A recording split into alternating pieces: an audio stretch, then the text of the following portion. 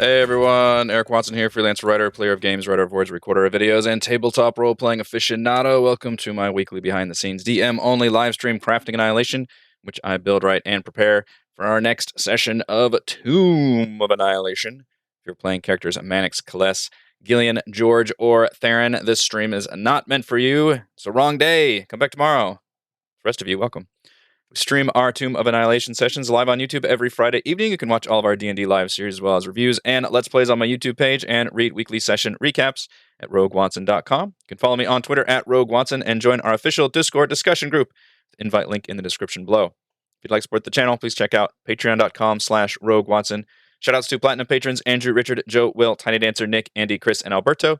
And gold patrons RPG Papercrafts, Charming Grenade, Pretty Boy Numa, Marcos Did, Vicente, Gilberto, Sean, A.K. Cert to be Adam, Dead Lizard Lounge, Sam, Ross, Limpy Spuds, and Jerome.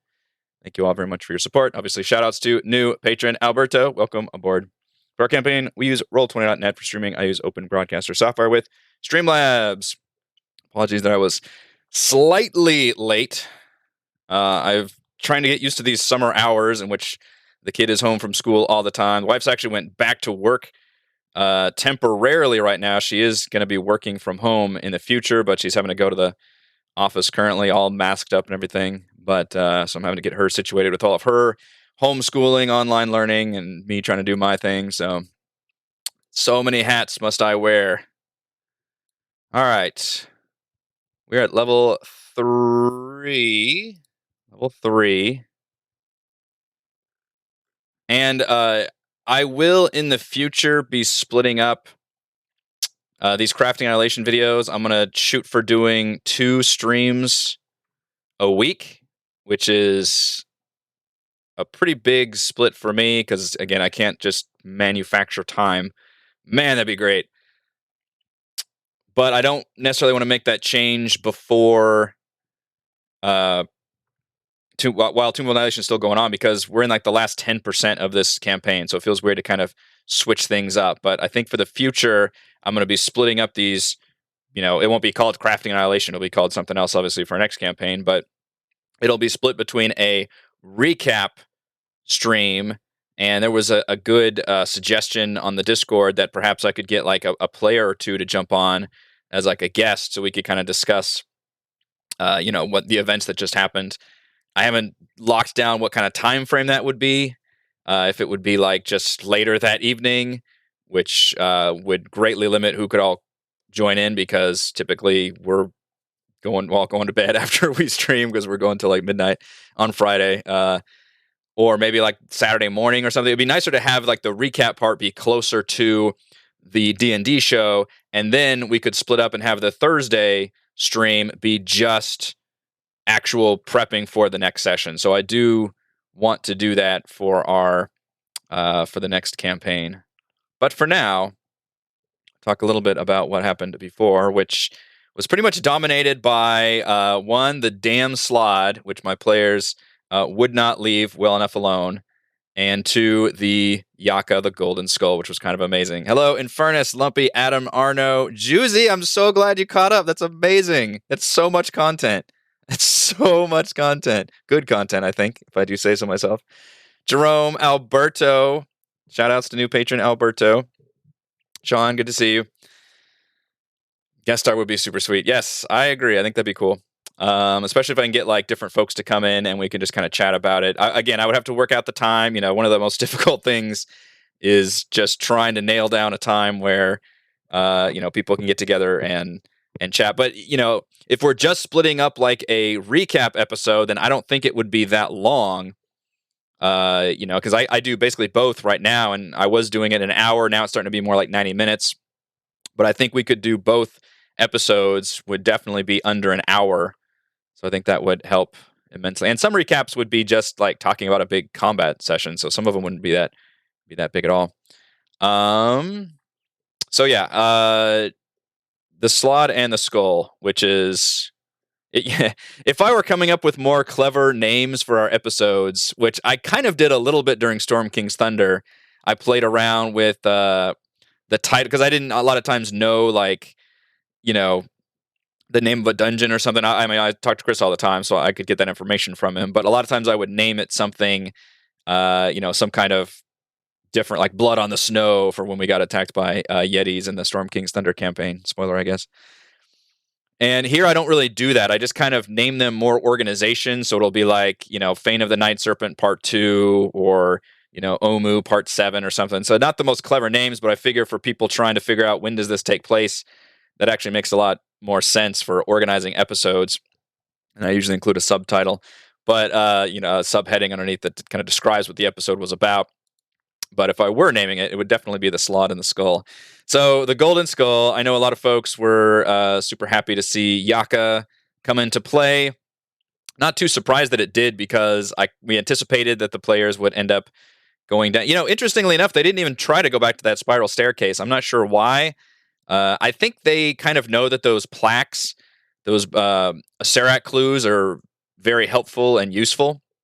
So they try to hit those up on the grand staircase. And Kaless had already kind of gone down this area, but so they ended up going down the main staircase, immediately jacked with the eyeball mold. And this is funny because we discussed this last week on Crafting Annihilation, where I specifically said you roll a d10 on the Beholder eye rays, and most of them don't matter outside of combat. You can be slowed, you can be paralyzed, you can be charmed. And mechanically, none of that really matters outside of combat. If it just happens to you and there's no bad guys around or anything, then what does paralyzation really matter? Like, it's a jolting, like, oh, okay, that person's just, stands there for a minute and everybody stares at them, does this or something. It doesn't really have any huge detriment, though. The only one that does actually have a real consequence, again, outside of combat, are the damaging rays, which I think there's only 2 or 3 on the D10. And, obviously you all are watching live and you can see me roll this stuff live. And so I'm actually rolling it on the GM roll. And I rolled the damaging ray beam every time. It was crazy. So the Enervation ray is a damage. And then there's the Disintegration ray and the Death ray. And I don't remember which one was rolled when. All I know is that I rolled all of the damage ones. And that was nuts. So that was totally bizarre and crazy that ended up happening.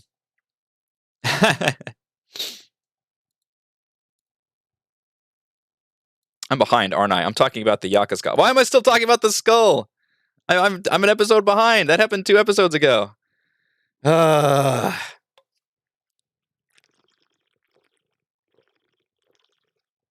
taking a full drink. We're going to start this broadcast again from the top. I can't do that. We're rolling live. Anyway, that was 2 weeks ago, wasn't it? I'm still thinking about that frickin' skull, y'all. I'm still thinking about it. All right, we're going to catch up now to last week's episode.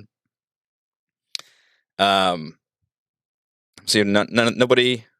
All right, nobody called me out for... Everybody's supposed to talk about Yaka again. Nobody called me out for just repeating what I did last week. All right. Last week was not Yaka in the Skull. Last week was the entire northeastern corner of level 3, which was the Reflection Hall, the Rotating Crawlway, the Shadow Font, and Ijin's Tomb. Ijin's Tomb. Fuck it. I'm going to call it Ijin because I like that pronunciation better. So we prepped a lot of this area because even though I had dragged the players over to the other side of the board, I wasn't sure whether they would stay here and start exploring or go back to where they were and start exploring. But by giving them the description of this area, I think they ended up sticking here. I did change this puzzle on the fly. So the initial puzzle, you have to walk with weapon in hand through the waterfall, which is in the middle here. And there's a bunch of murals on the walls, and it's kind of a red herring where they're all like different animal-headed people with different weapons. And none of that matters. The solution to the puzzle is you're supposed to grab the tridents and only use the tridents to walk through water. But the clue is just walk through water with weapon in hand. So there's nothing other than trial and error or making the leap that, well, tridents are often associated with water, so this is the weapon and the only weapon that we should use to get through the waterfall. which is weird. It's very just arbitrary and unsatisfying. So I liked that the players kind of worked through a solution, and I'm listening along with them going, yeah, this is kind of cool, which is they thought, okay, the solution, which Mannix did walk through first with a weapon and triggered the trap. And I was still initially thinking, okay, well, he didn't have the trident, so the trap got triggered. Everybody gets hit by the, the waterfall and all that. But then they start deciding, well, the order in which these murals must matter, like the order in which they've all got weapons marching toward this waterfall. So let's take the right weapons in the right order. And I still wasn't even on board with that until somebody grabbed the trident, which is the closest one to the waterfall, and walked through, and they made it through because it was the trident. And then they start talking to each other again. Okay, you grab this weapon, you grab that weapon.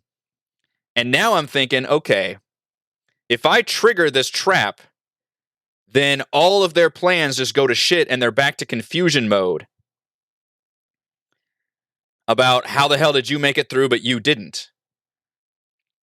Or I can let this be the solution and have it be a satisfying pat on the back that the players figured out the puzzle.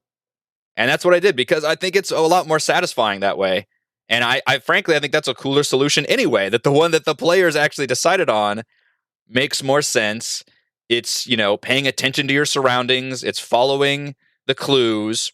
Walk with weapon in hand was the only clue. So I changed it. I didn't even plan on changing it because I didn't realize the players would find that solution. Now, if they had just grabbed a bunch of hazardous weapons and kind of all went through one at a time and didn't really care, then that might have been a different story. But they did actually try to work through it and care about it. So I was like, shit, this is a cool solution. I'm going to let them roll with it.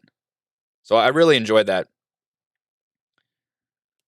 That's true. You could walk with... I didn't even think about that. Yeah, you could grab all the weapons and walk through. And then, yeah, that's true. And then they could just make it through, and then what? You just throw all the weapons back, and somebody else walks through. Yeah, it's a weirdly designed puzzle. It's not that big of a consequence either, so maybe it's designed to be trial and error. I mean, it's only like a 4d6. Granted, my party's bad at strength, but it's not very much damage, and it's not that debilitating. So, but still, I mean, who wants to be just, gushed by water every 5 seconds? So anyway, they were able to do that. Obviously, with the true sight and Mannix's perception, they were able to find these crystal eyes. I did use a journal entry, which I really recommend for folks playing on Roll20, that you can add these journal entries as a way to literally keep track from instead of necessarily leaving it to one player to keep track of something. This is a nice way to have everybody look at something like a communal quest log, like a video game. Because it's Roll20, we're all looking at digital things, so I think that helps a lot to be able to keep track here. And as a DM, it lets me use the quest log as a bit of a, giving some information and hints to the players that, like, hey, this thing you found is useful later on, which is a very video game thing to do. Like, you found a thing that maybe says quest item on it. You don't necessarily know what that means or what it's going to end up using. I did go a bit further, as somebody suggested in a previous, I think, Crafting Annihilation, about having a drawing of the actual door, which helps a lot. So I could actually add it to the quest log, and now they're finding these crystal eyes everywhere, which is a neat part of rewarding doing all of a level. Not that I necessarily need to do that, because my players pretty much do that anyway, but it was nice because the rotating crawlway they got totally stuck in. And this is a really funny example of having all the information as a DM. I'm thinking, okay, guys, you don't all have to go through this crawlway. They're just all painfully trying to, like, okay, you go here, I'll summon my frog here. And it's an interesting trait. It's kind of hard to do on Roll20. I think the way I did it was decent enough. You can see I just kind of sequestered everybody in this little section right here on the dynamic lighting layer, which is you press down, you get to the middle of the tunnel, it rotates, you're stuck, the other person can go through, they press down, it rotates, they're stuck, and then the first person can now go through. That classic kind of trap, which was pretty fun and worked really well, but it was really funny watching every single party member have to make their way through, because they're picturing this just goes into its own room or something. They don't realize this is actually just a big loop that you end up on the other side of the hallway, which was funny that as Orvix, I could just have him waltz over here and be like, hey guys, like, what are y'all doing? And they're all just like, God damn it, why did we do all this? But the nice thing is there is a small treasure cache in there in the form of one of the bodies of the previous adventuring company, and including one of the crystal eyes. So it technically was useful to go in there. The uselessness was trying to have everybody go in there. But again, the party didn't know that. They were actually very sticking together here instead of splitting up. If somebody had gone on a little ahead and kind of scouted around, then they could have been like, okay, we actually don't need to get everybody through here. I thought the solution was really awesome, though. At first, they were going to use the summoned frog, but I did rule that because that frog does revert back to its statue, he would literally lose that magic item if he just left the frog there and it rotated. It would eventually perish, revert back to the statue, and then that statuette would just be sitting there in that crawl space. So Mannix didn't want to lose his frog. And I loved the solution was to create water to literally cause that amount of pressure to push down. All it says is 50 pounds. The initial plan, of course, was for Mannix to cast like Wall of Water or something, which would have been a really insane torrential downpour. I don't know how I would have ruled it, but probably something like a water slide involving some bludgeoning damage and just a really funny moment of like this creating this water tunnel throughout. Even though it would have rotated pretty quickly, again, how much you just kind of have to make this shit up on the fly. How much water would have been able to go through there versus, how soon does it rotate? All that, I don't know. Thankfully, I didn't have to figure it out because Theron had create water, which was a simple 10-gallon cube, which instantly solved that puzzle. So I thought that was a really cool solution. I did award inspiration for completing it. Made it around to the top side, and we had, I think George actually investigated the shadow font first before we did Ejin's tomb. And George did it like a champ. Just, the shadow was described. I tried to do it as easily as I could in terms of how this thing worked. And what's funny is everybody was so curious about what the front of the shadow looked like because it always had their backs to the person. And that came into play later in a really funny way. But George was able to instantly figure out what to do. I think it was fucking hysterical. They all had to Google search what slake meant. Slake your thirst at the font. A Serac in those SAT words. But I really liked the way that they were able to just handle it here. And then Mannix and Kaless doing Ejin's tomb, which this one, as long as you enter from this east side, you can pretty much complete it no problem because the solution is presented to you almost instantly. There are two more entrances, one from the top, which my players noped out of, and then one down here. And if you end up on either of those, you're pretty much in a bad situation that doesn't make any sense on how to solve this room. If you're on the east side, however, you instantly get to see literally the solution pop up as soon as somebody takes a step. So it was pretty easy for them.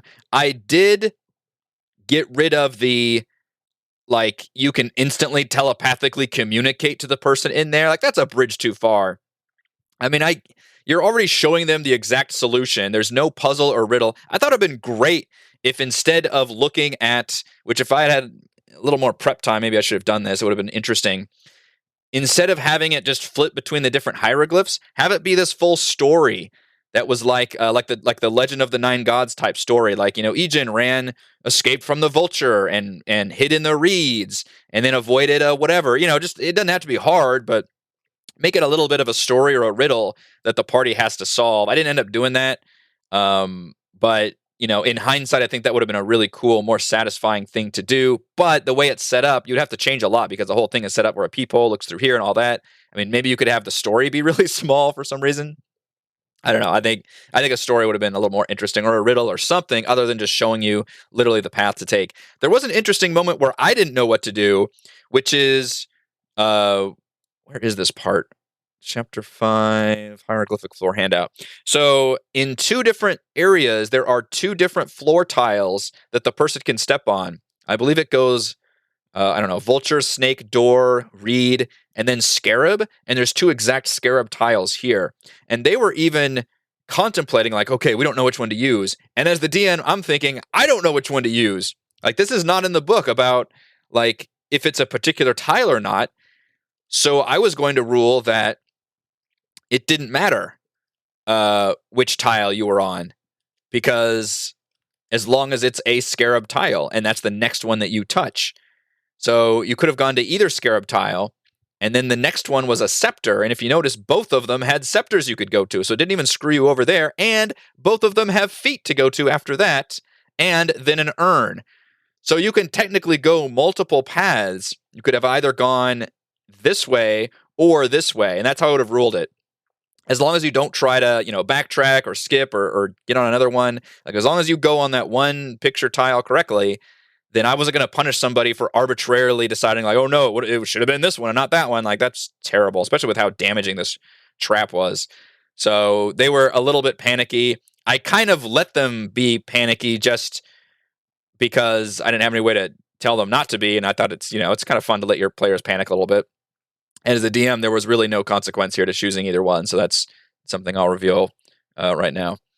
And then, of course, my wife was super excited to get. She was honestly more excited to get the Wand of Wonder than she was the actual God Power, which is great for a rogue. It's that enhanced dexterity. What's funny is she already had a dexterity of 20, so going from a 20 to a 23, still pretty great, but less insane as Mannix's Constitution going from a like 11 to a 19, for example, like doubled his hit points. So she's definitely better at what she does, but the Wand of Wonder she was like super happy about. And it makes sense in hindsight because her favorite character, Brysis, in our Storm King's Thunder campaign, is a wild magic sorcerer, and she loves that wild magic stuff. And this is and that Wand of Wonder is definitely like a slice of that. So that'll be real fun to see how that works. I need to look through and make sure I've got like an elephant and a rhino prepped and like all the various shit that Wand of Wonder can do, which is pretty nuts. And I think that wrapped up our entire session last week, which was the full northeast corner of level 3, which was good. We actually got a lot of stuff done. No combat, which is awesome. I was very happy to not have any combat this session, just pure, puzzles. And honestly, we pretty much ran everything straight, but I just made a few modifications here and there, which was, like I said, instead of doing the telepathy, they had to tell the person, and instantly Mannix was like, okay, I'll use my owl. And that ended up being kind of a funny thing. Like, I wasn't going to, like, be really hard on her, like, okay, well, you got to roll, and the owl's got to take a turn to go back and forth. Like, that's just not fun. What's fun is just having your owl dance around and try to, wave different, fly on different things. And we could kind of montage the owl going back and forth. But the fact that they had that, and granted, I could have had a dwarf come out and shoot the owl or whatever, like, maybe, but I thought it was just fun adding that one little extra bit. It wasn't meant to be a real big challenge to have to communicate to somebody. Had they actually split the party and had a party, like had this like string of people yelling, maybe that would have been an interesting opportunity to like ambush somebody. That would have been a great opportunity to use the slot, but they'd already, used the slot. I will mention that they did short rest finally. God, these players, I swear to goodness, they are all about like pushing themselves as far as they can in this dungeon. They did short rest in the shadow room, and that led to one of my biggest like inner cackling moments is when they all, because we mentioned this like, okay, well, if they're only, all lined up out here and somebody turns around, who's actually going to see the thing? And they all crawled into this tiny room, and then right before they get their short rest, they're just like, hey, let's have Mannix step up and turn around. We want to see what the ghost looks like.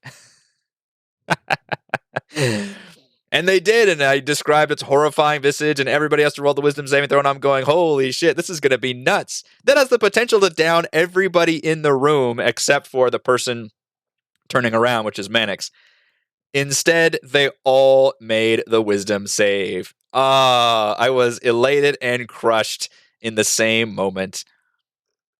I have to actually scroll it because they all short rested like crazy. There we go. Wisdom saves. Orvex saved easily enough. George, with his inspiration, made the save. Kaless made the save with her +2. George also has a +2. Gillian has a +0, made the save.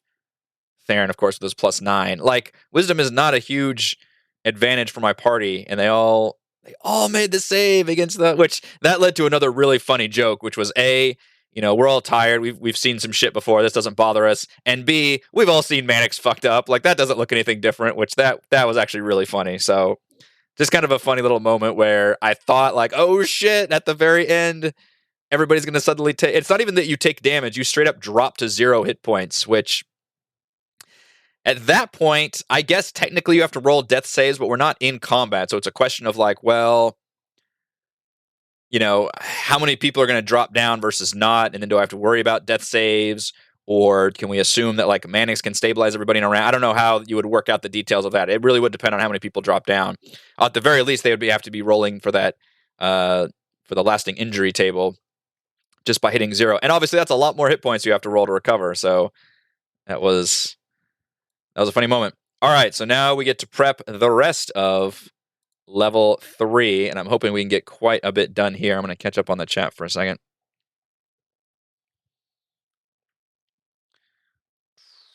The Naked Unseen Servant would have been a good solution. What all can that servant do? You know what we've forgotten about also, and Chris did mention this to me, not last week but the week before, is his Yuan Ti flaw was that he has like an invisible friend, and because of the trickster gods taking up so much of our like role-playing headspace, we've completely forgotten about that whole aspect of his character where he's actually like he has a permanent form of indefinite madness from being transformed into Yuan Ti, which is he's got this invisible friend. But now like all the trick, and we could just say like the trickster gods basically kind of take over everybody and really become another indefinite madness. So there's only, if he wanted to roleplay it, that's fine, but I'm not gonna, at this point the trickster gods are taking up enough room for that.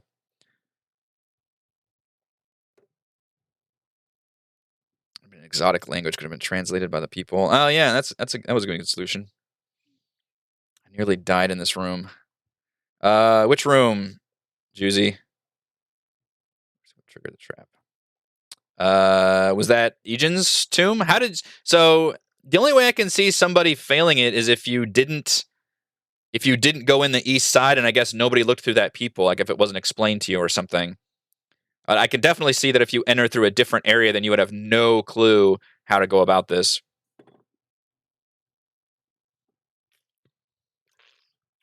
That would be the ultimate game of telephone. Although it's only one word. You could say vulture, vulture, vulture. Like that'd be pretty hard to screw up. Yeah, in Locust Room. Okay.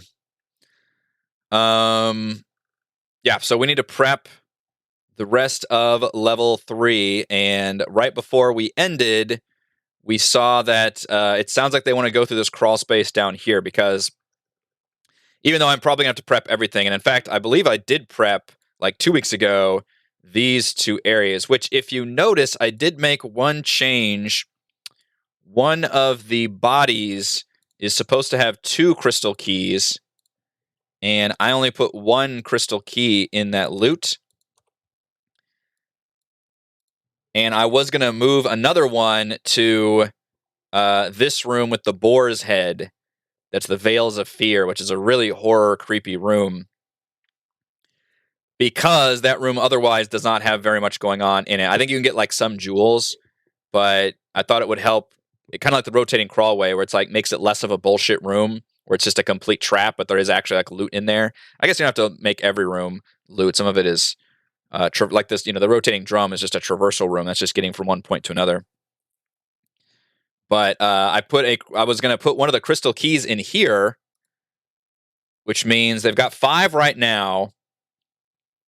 One of them I was going to put here in the area 43. 2 of them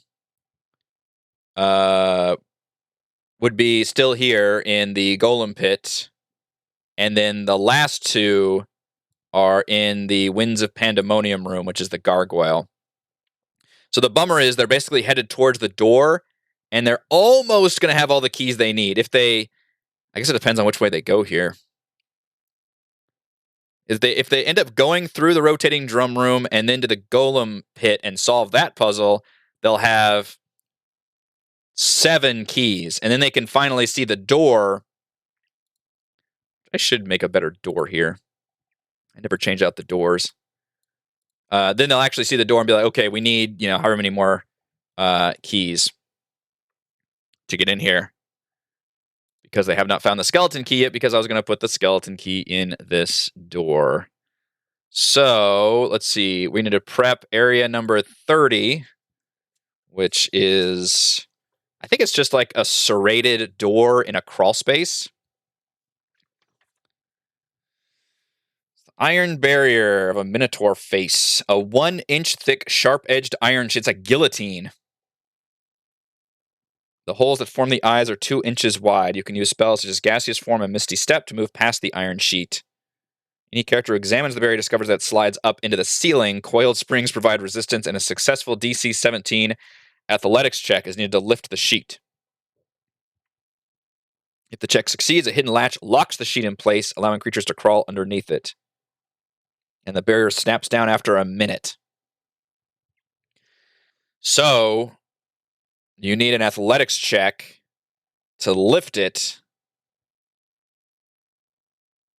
I guess we assume all the players are wearing gloves or something, because that's like a freaking razor that you lift up into this crawl space. That actually blocked on dynamic lighting? It is not. I feel like that should be blocked if it's a door.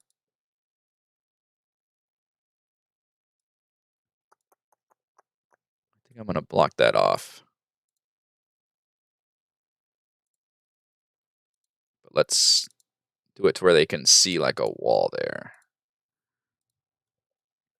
So, yeah, you see that, and then I can describe that as being a hard door. The lead person will need to be probably like George or somebody strong, and you need to make a successful athletics check. Now, here's a good example of, do you let your players repeat these checks as often as needed to succeed? Or do you, or B, which I mean, at that point, you can just assume that you can do it at some point if you've got the modifier that lets you eventually do it. Or B, do you give them only the one chance to succeed and count that as your best effort? Or C, do you have some kind of modifying consequence to like, okay, you can attempt again, but it's going to cost you a hit die or something, or a level of exhaustion? I'm interested to know what your feelings are for doing non-combat skill checks where like time isn't a factor. You know, I guess the same kind of thing could be for like picking locks is probably a good example, which I think we actually did a long time ago, back in the Fort Belawarian days. We worked through some consequences for the lockpicking roll, whereas if you fail at a certain amount, you lose your lockpicks. And then there can be other like kind of consequences depending on how it works. I like the idea of failing forward. I like a lot of times when they do, you know, for example, if you fail by this happens, but if you fail by 5 or more, then this happens. You know, some real consequences depending on the roll. So you could say that if you roll, you know, it's a DC 17. So for example, if you rolled a 14, you could say that you do click it into place, but you suffer like a hit die loss. I don't even know if the players have any hit dice left, honestly. And if you don't have hit dice, maybe you suffer exhaustion. Yeah, they're fucking out of hit dice. Folks are needing a long rest. They're going to be in bad shape for this Beholder fight then. Holy crap.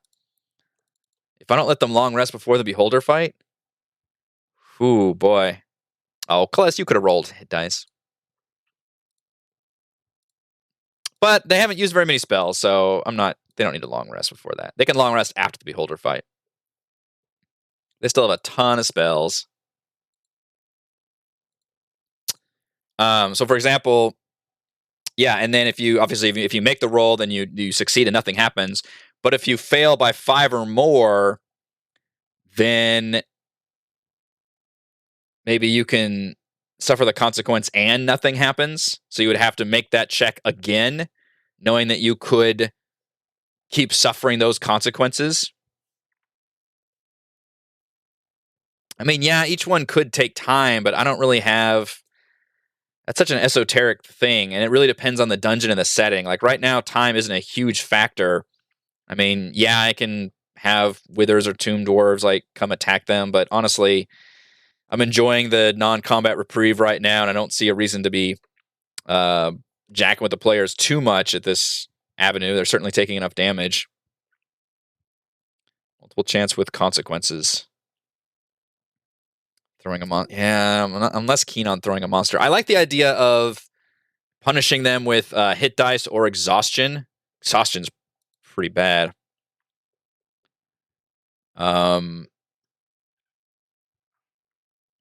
Maybe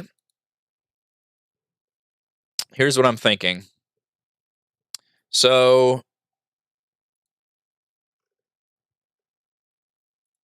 the first time you make this check, if you roll between, so it's a DC 17. If you roll between a 12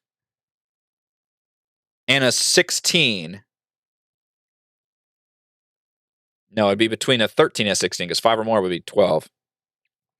If you roll between a 13 and a 16, then you don't do it.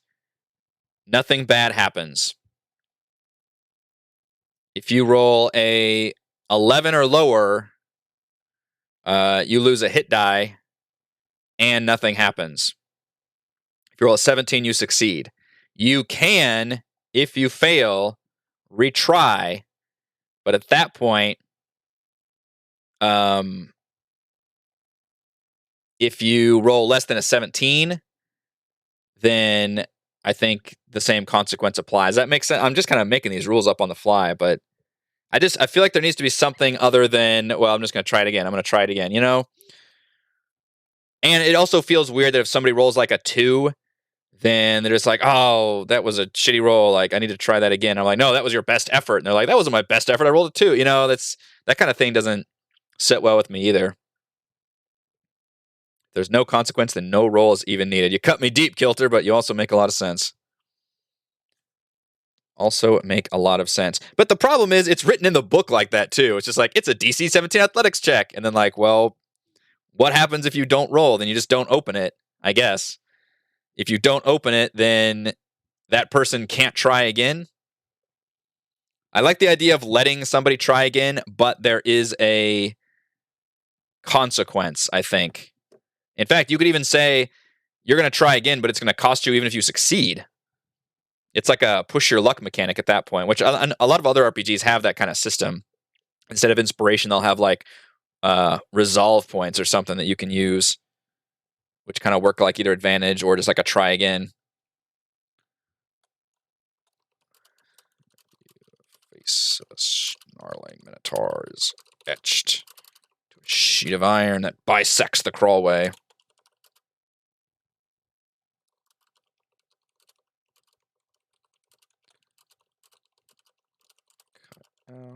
I always type this shit again because it helps.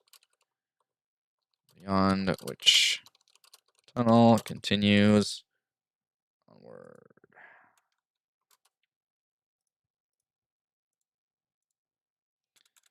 So it's a DC 17 athletics check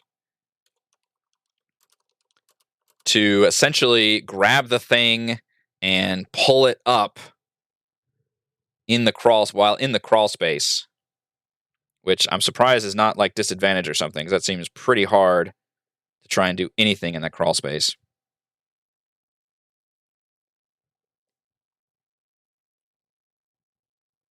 Snaps down after a minute. And assuming everybody goes through afterwards, they don't split the party or something, then I'm not going to worry about that thing coming down on somebody.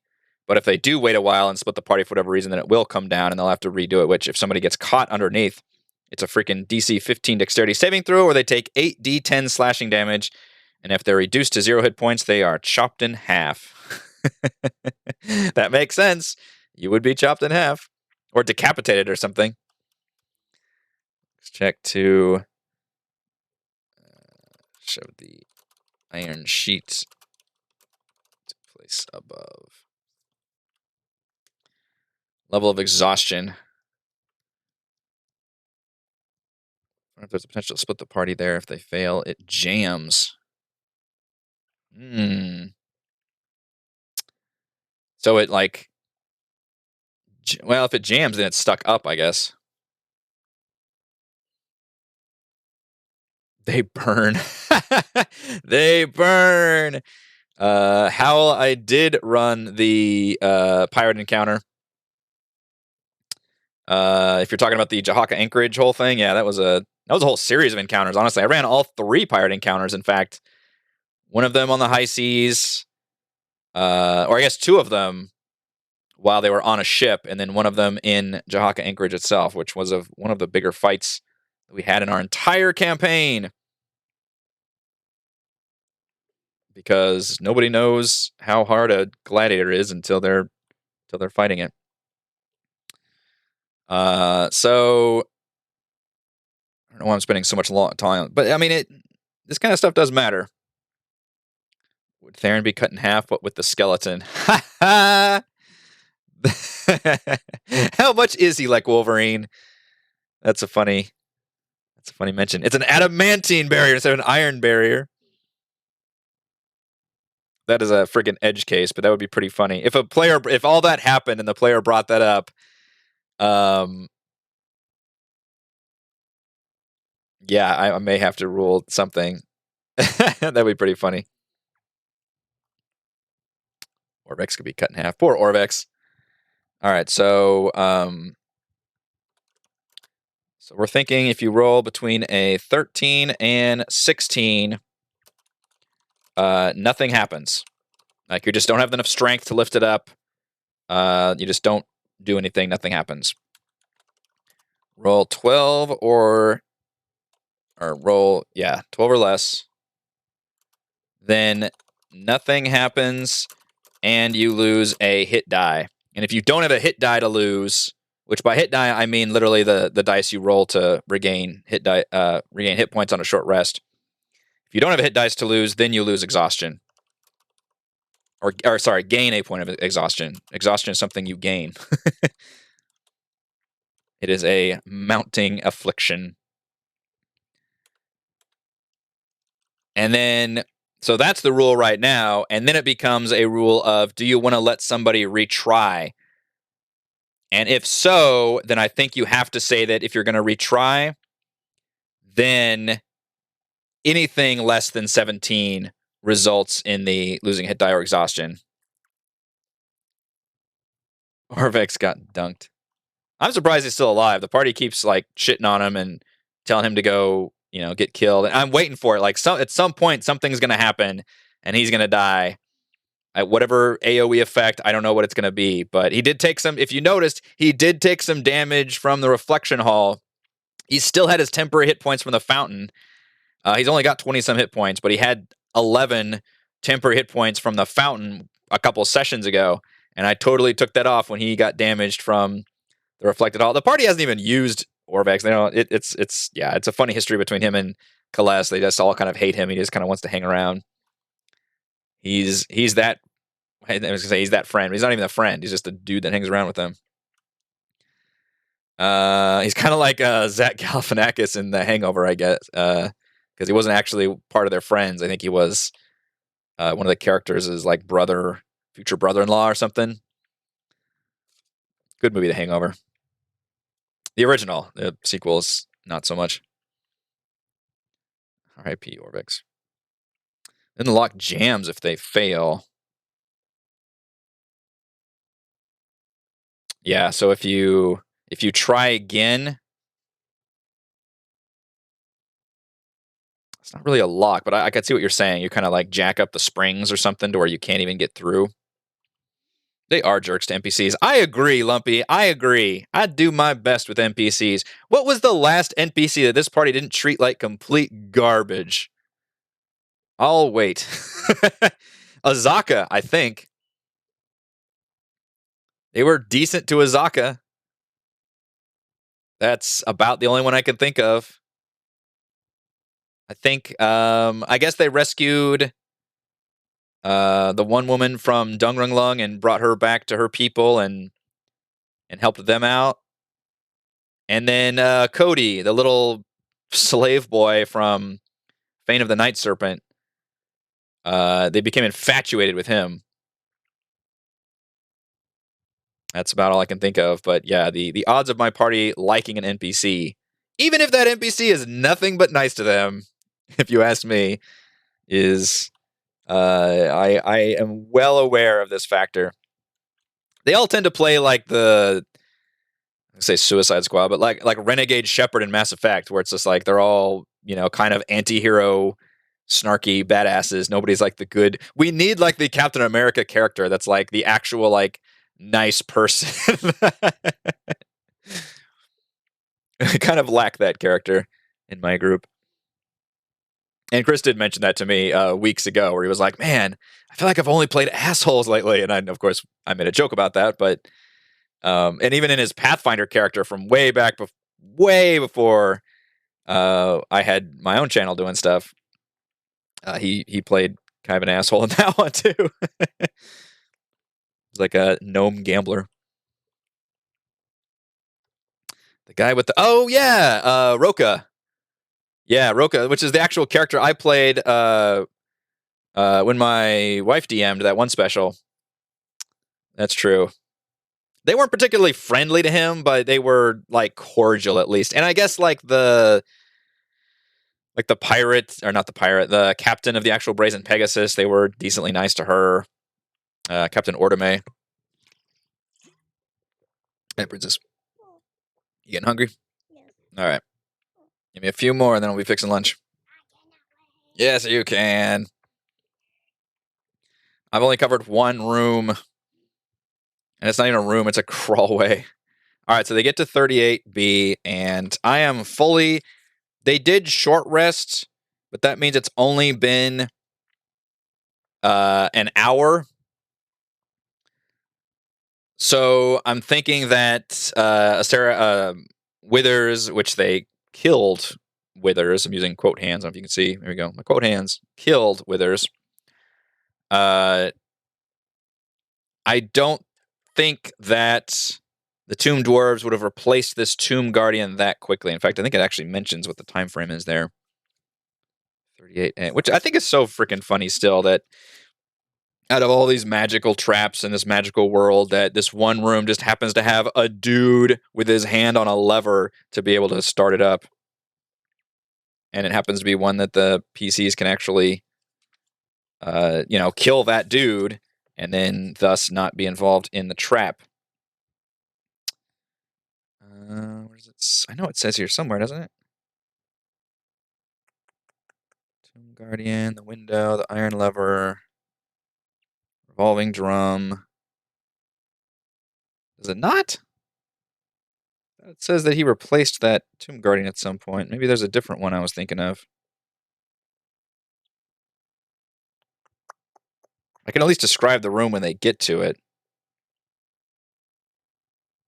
38A can see into the tunnel, but creatures in the tunnel can't see into area 38A, which the tunnel is 38B. This is, again, a hard one to do in Roll20, but essentially you go through this tunnel, you drop down into this rotating room, or maybe there's a hole to it. I forget how it works.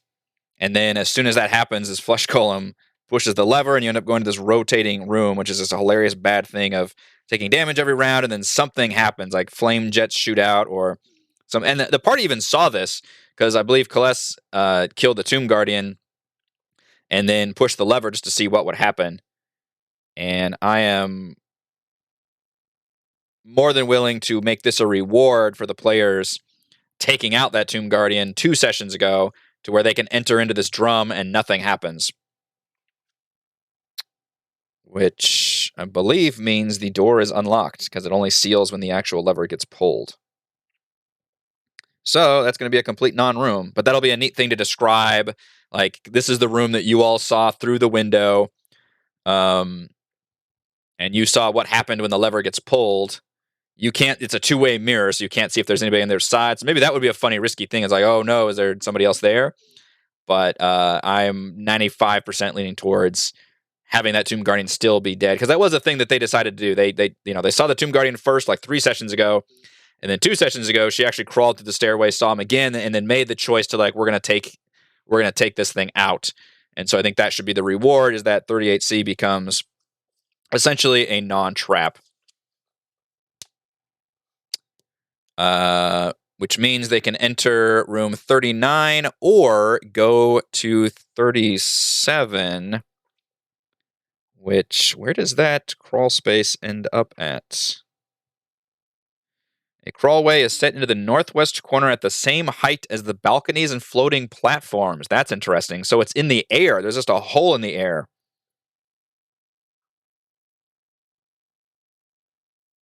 How high is that?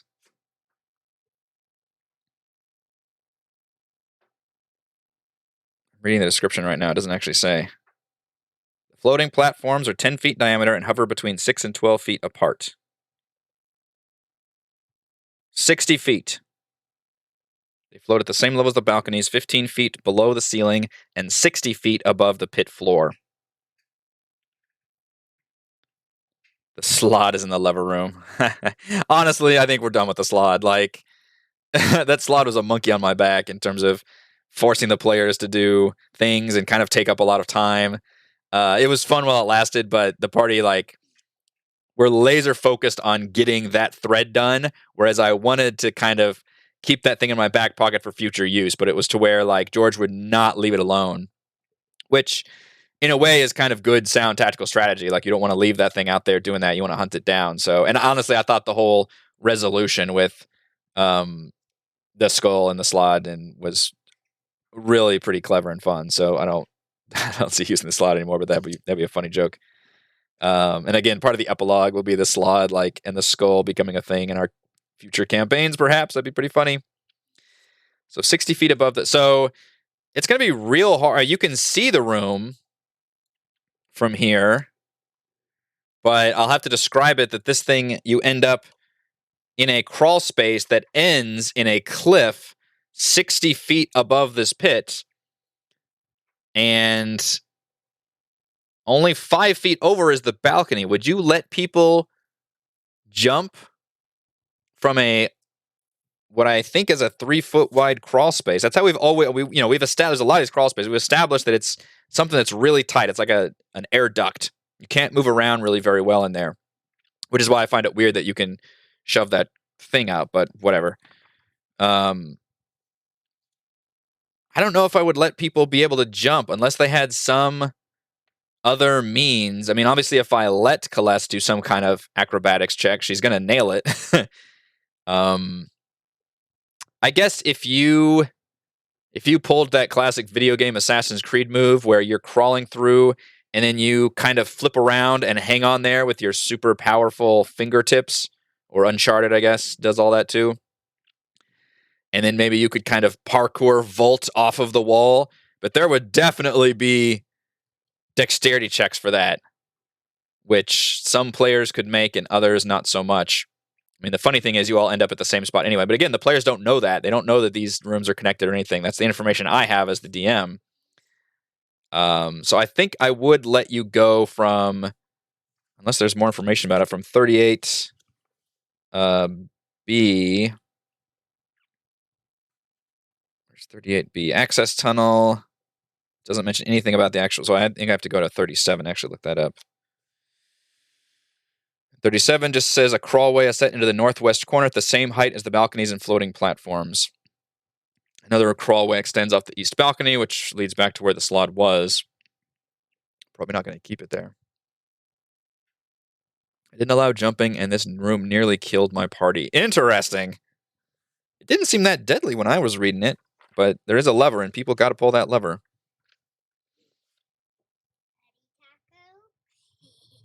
What? Oh, you're making putty. Oh my gosh.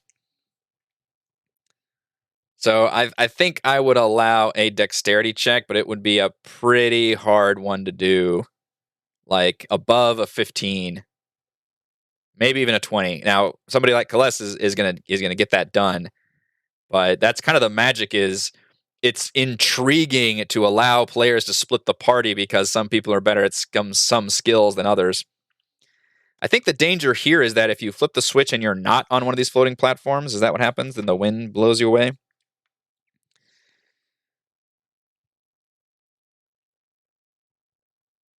The platforms bob. So this is such a video game ass room too, just floating platforms in the middle of a room. This whole dungeon is like a cross between a horror maze and like a classic like Zelda dungeon. If the lever on the west balcony is pulled, the fiendish statue, which I did actually put a fiendish statue here, unclenches its fist to reveal a marble-sized object in the palm of each hand, which are the crystal eyes. Simultaneously, the howling winds rise up and fill the room. All party members roll initiative whenever the winds begin to howl. While the winds are howling, any creature not standing on a floating platform that starts its turn in the room, not standing on a floating platform, must succeed on a DC 20 Wisdom saving throw or gain a random form of short-term madness. Oh, this is a lot different than I expected. The winds cause creatures in the room to suffer disadvantage on all strength-based skill checks, including skills made to jump to and from the floating platforms and checks made to climb the walls. Oh, because you need those crystal eyes, and the only way to get them is by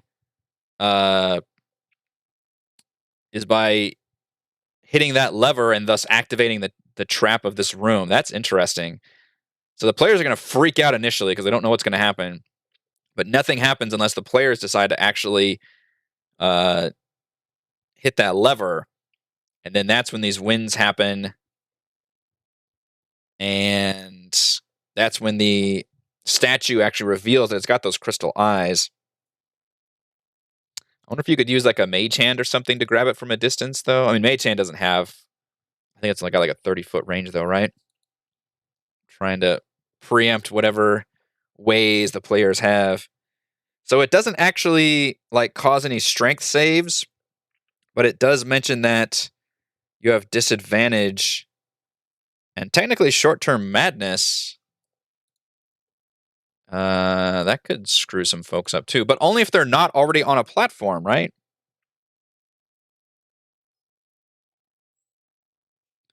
If you're not standing on a floating platform and you start your turn in the room, so you put everybody... This is weird. So you put everybody into initiative order. If anybody's not on a platform, they have to roll a DC 20 Wisdom saving throw or gain a form of short-term madness, which I guess keeps happening until you start your turn on a platform. You have disadvantage on strength-based skill checks, but there's no rule about what it takes to jump between platforms, and can't most people just make these jumps normally? 15, 15, 15, 10, 15, and 15. So I don't understand... I don't understand what the challenge here is. How many episodes are there? We are on session 78, I think. Yes, we've been going for almost 2 years. We started in August 2018, and we are now in the home stretch almost 2 years later. I don't understand the challenge of this room. I guess I need to look up jumping rules.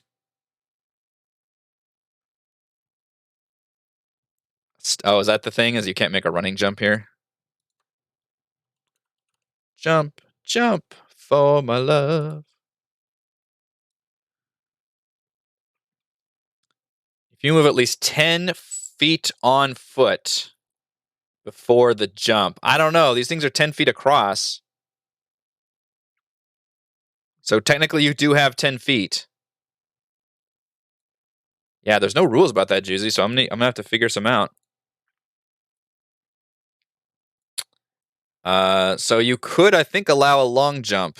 If you got to the very back and you jumped the entire length and did a long jump, you can cover a number of feet up to your strength score, which means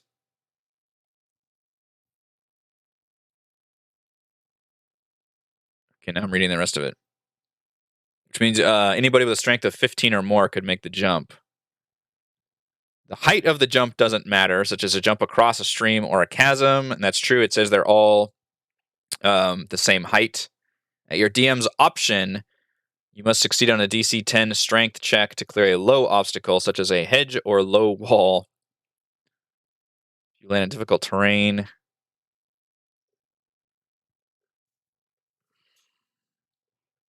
Why does it not say anything in this room? It says climbing the walls requires a successful DC 15 strength check just to climb. So couldn't you just fucking go down 60 feet with like rope or something? Leisurely walk across this whole room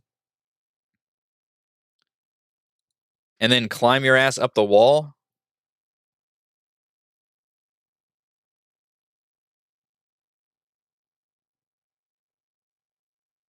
It even says each disc is wide enough that characters can move 10 feet before jumping. See movement in chapters 8 of the player's handbook. The platforms bob slightly when anything lands on them as though they were floating on water. And then any creature that falls from a platform. But why would they fall if you're not making a check? All you're looking at is seeing if you have a 15 strength.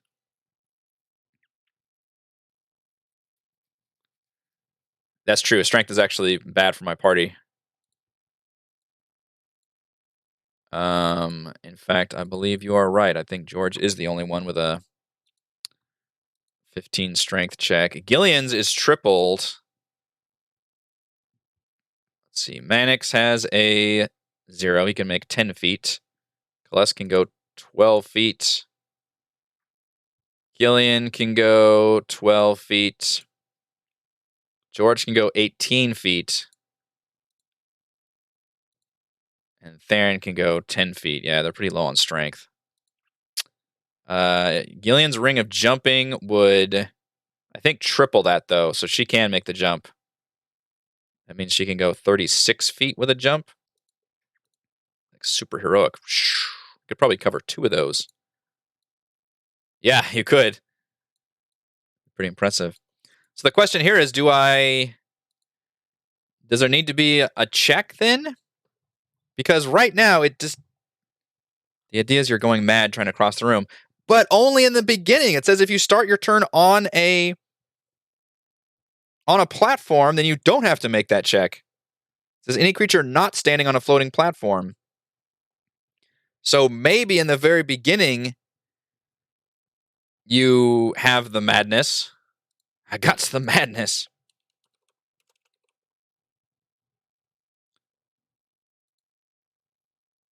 But then after that, it doesn't matter. Short-term madness. And most of these... I need to make some changes in this room.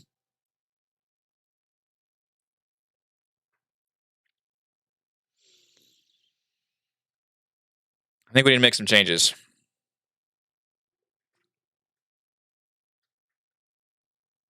Because I kind of like the madness thing.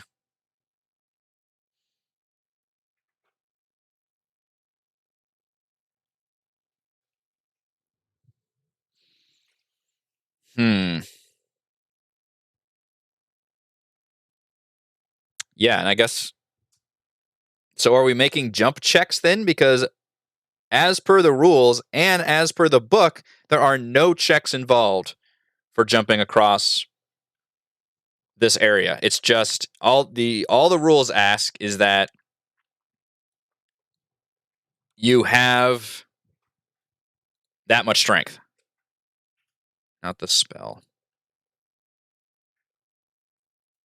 But there's no strength checks being made. You can move up to your strength score if you move at least 10 feet on foot immediately before the jump. What I'm saying is I'm going to have to institute some kind of check because as written in the book, the only thing that happens in this room is that if you're not on a platform, you're rolling that DC 20 Wisdom saving throw or getting short-term madness, and it's a DC 15 athletics check to climb the walls. Otherwise, nothing else happens. So if you are running it as written in the book, then as long as somebody has at least a 15 strength score, They can just jump from platform to platform. And I'm tediously, for some reason, keeping everybody in initiative order just to see if anybody who's still on the balcony, or I guess who lands on the final thing and doesn't jump back, gains short-term madness. Which none of these would. Short-term madness is also weird. None of these would really affect that person. Like, we don't have the one where it's like, the one I was looking for is like, you believe you can fly, or something that would make this really interesting. But instead, like, you can become paralyzed or you're incapacitated.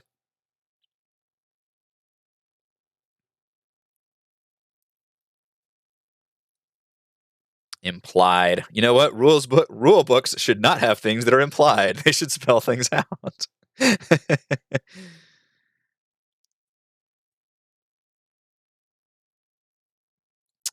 So there's a couple different ways to handle this to make it more interesting.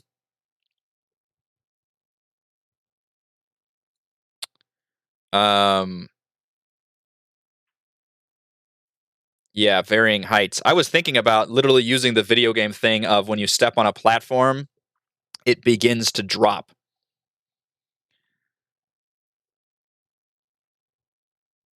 Which is something that so many platformers do. Like, you step on something, I mean, it's like Mario or something. You step on a platform and it either disappears completely after a time, or it does that thing where it shakes for a second and then just completely falls. So you could have that be a thing, but all that means is that like one person can make it across.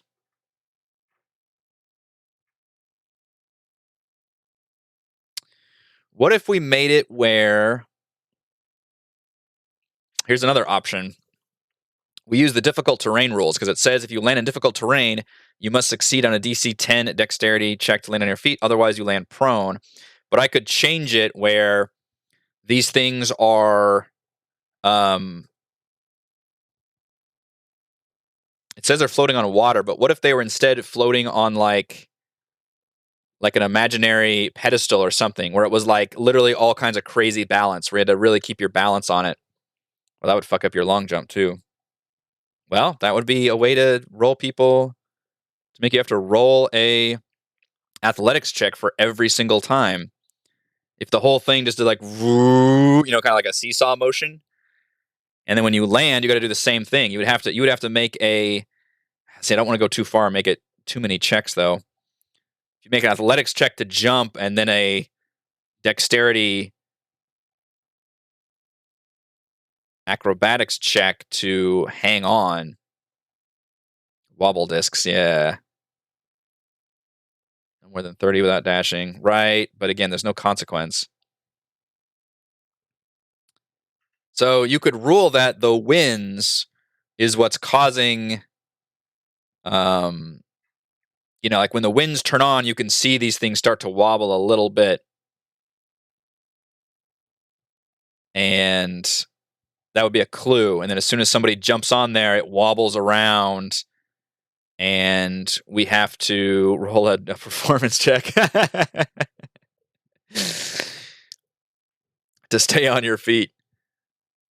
Finally, the charisma person dusts off their feet. I can handle this trap room.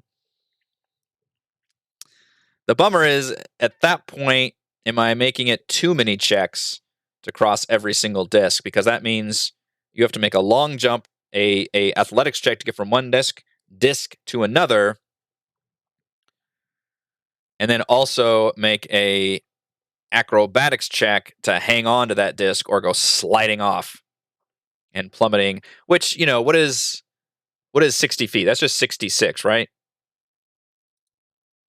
Isn't it a d6 per 10 feet? So if you actually fell, what are we looking at for damage?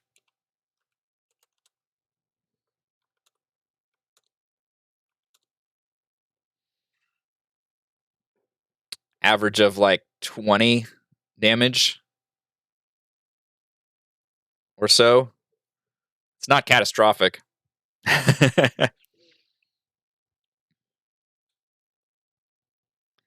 Yeah, I think we need to keep it at a single check per jump as well. I mean, you could make one of them. Oh, that's interesting. Mark Gillian can counter with gust of wind. Can wind counter other wind? An element question. Yeah, that's true. My worry is requiring 2 checks per disc is probably too much. I think that's borderline prohibitive, even for people that are good. I don't think anybody's making 2, 4, 6, 8, 10 checks just to go one way, and then presumably you'd have to go back, or you could see the crawl space and then crawl your way back. I'm gonna take the gray slot off here. So you could actually exit and go out that way. So you don't have to go the way back because that crawl space is open.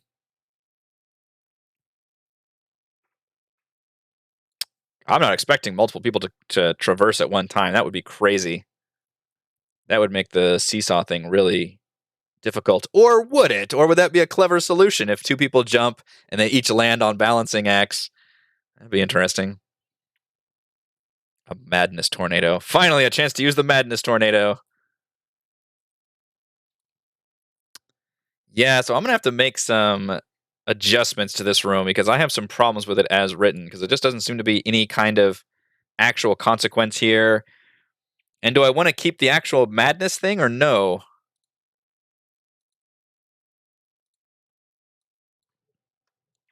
Because how does that actually make this room more interesting? And in that case, it would be like, well, that's how you make another. Oh, that's interesting. So the other thing we could do, I'm gonna pop it out so I can look at it, um, is you keep the madness thing and you have it be every round, but you get rid of the if you're on a platform, you're immune. So you are constantly having to make those madness saves. And at that point, if your thing is wobbly, then falling unconscious or paralyzed or incapacitated is going to nuke you. If you are immediately in whatever those situations, then that's going to be too harsh, though. It's a DC 20 Wisdom save, and most of these are like you retreat into your mind. I mean, one of them is frightened, so you'd have to turn around and run back. Let's see. You can use your reaction to attack the nearest creature. I'm not even sure how I would rule that. I guess you'd try to jump back in anger. It seems like complete chaos at that point. So if you did dash, then you could do it twice in one round. But as soon as that lever starts, you'd have to make one save. So you might already have you might already be shut down. And then you could actually cover 3 of them in a single round, making the athletics check each time. And then on that turn, you'd have to make another save. And then you could cover the other distance. So that's not too bad. So you could still have an athletics check. I have no idea what the actual number would be to make this jump. I'm tempted to make it not a very big number because you have to repeat it constantly. Something between a 10 and 15 maybe. Because the odds of you screwing up one of, 5 is pretty good. And actually, do you have to make one to jump the last one? That would probably be a lot easier of a roll because you're not jumping onto one of these bobbing platforms, although you are jumping from one. But if I do the wisdom save once per round, then I think you're only having to do it twice. You do it once at the beginning, which probably isn't going to affect you.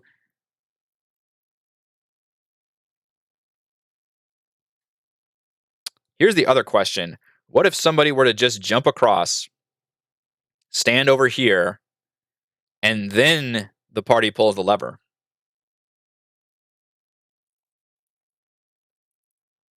Isn't that the best way to do this room? I mean, you don't know what's going to happen when the lever gets pulled, but and in fact, when you see the statue's arms unclench and those jewels appear and all these winds appear, wouldn't you just immediately shut the lever off, have one person run across, stand there next to the thing, and then have somebody back there switch the lever, and then they can just grab the shit without having to jump across the stuff with the winds going on? And you could even go back in the crawl space. What's to stop players from doing that?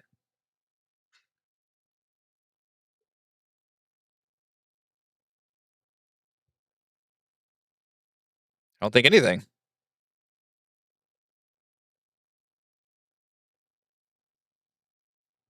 There's no reason to even go on the. I mean, you would have to, I guess, make your way on the platforms initially. Or if you somehow saw that this crawl space went around, you would never have to do the platforms. Would players be that intuitive? Ooh, deafening yourself would be interesting. That's true. And I think somebody has blindness, deafness. That'd be really interesting.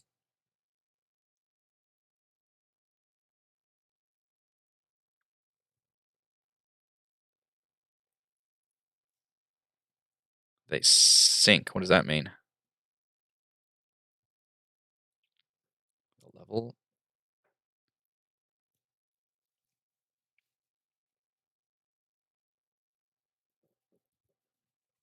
Hi, sweet girl. I know, it's almost lunchtime. Got some confusing rooms I'm working through, and it's the other last week's rooms were so straightforward and pretty well done, and this time I'm stuck on just doing like 2 different rooms. I mean, yeah, on the other hand, like if players are clever enough to think through it, then you can think through it. I guess it's Withers's error of putting a fatal flaw in the plan. I think that the platforms would still be wobbly.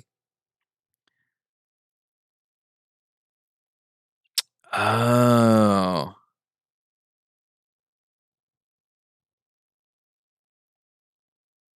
So at that point you have all of these things are on the ground.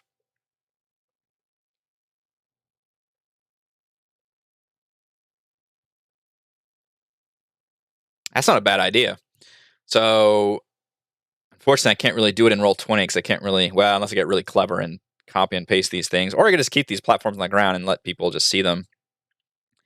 And just say that these are actually on the ground when you come in here, and then when you pull the lever, this is like one of those Breath of the Wild shrines.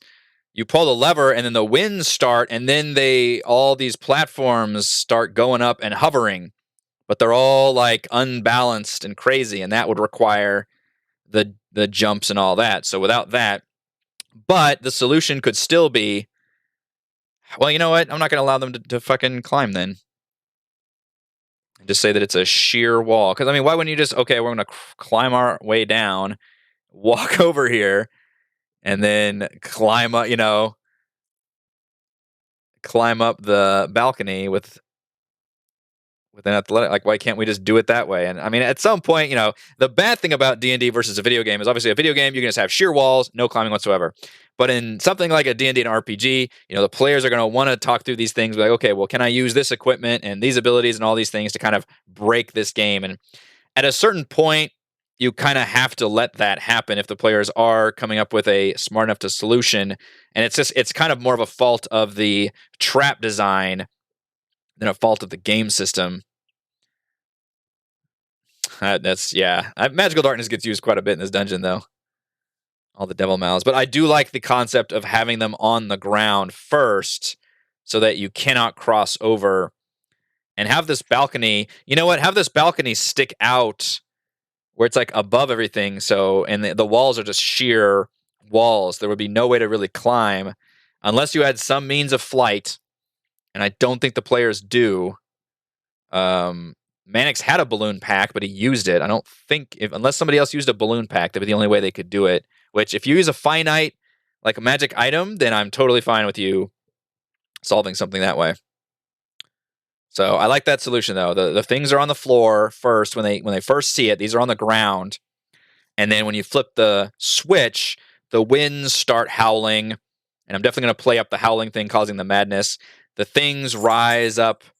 All these platforms suddenly rise up and wobble in the air, and then the gargoyle statue unclenches its hands, and you can see the crystal eyes over there. And then you shoot it over to the players and say, okay, what do you want to do, and how do you want to handle this? And hopefully, he does have gaseous form. He does, yeah. He could totally use that. I don't know how many spell slots he's got left, though. Has he? Maybe he hasn't used it yet.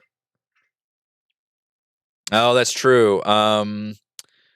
They can't walk on walls. That was Nang Nang, but Theron could transform into a spider and climb the walls. He hasn't done that in a long time. He was doing that for a while. George has gloves of climbing and swimming, but they just give him a better check. They don't make him magically have wall climbing. But yeah, that's true, Theron. And I mean, like I said, you can see this crawl space back here. And if you wanted to put 2 and 2 together, you could end up back here and still really solve the puzzle that way. So it'll be really fascinating. This will either be a headache for the players or an interesting room or something they solve really easily, depending on how they perceive things happening. But I think those are the adjustments I'm going to make. They are going to have to make athletics check to jump across the platforms, and then the wisdom saves every new round, essentially. I don't know if I'll actually keep people in initiative order, because that's really going to slow things down with players that are not going to be jumping. But I will mention that, you can only move up to your movement, and then you'll have to make another wisdom save. It would be a good idea to deafen that person jumping across, because that would make you immune. I haven't determined what the DC should be yet for actually jumping across, but I'll figure that out before tomorrow. And I have gone way beyond my time frame, as always. We only went through like 3 rooms. I didn't even talk about the golem chest, the writing the gods, which I'm sure we'll probably get to tomorrow as well. And beyond that, we should see the door to the beholder boss fight. Depending on, the clay golem could be a fight, and then we might get back up here and finish up. I think this is Kubazan's shrine, and then the Veil of Fear. So I don't think we're going to get to the beholder fight. I'm fairly certain we're not going to get to the beholder fight next week, but I am hoping that we can do enough of level 3 where we're definitely going to be covering the beholder fight for next time's crafting annihilation. Yes, thank you. I've had a problem logging into my Streamlabs dashboard, and then I always forget to actually turn that thing off. So yeah, thank you all for joining me for this stream. I'll be streaming again tomorrow for what might be my final episode of State of Decay 2. And of course, I'll see you all for our Tomb of Annihilation stream tomorrow. Patrons, please vote in the DM Roundtable poll. It's going to be our 1-year anniversary, May 2020. We've done 12 of them so far.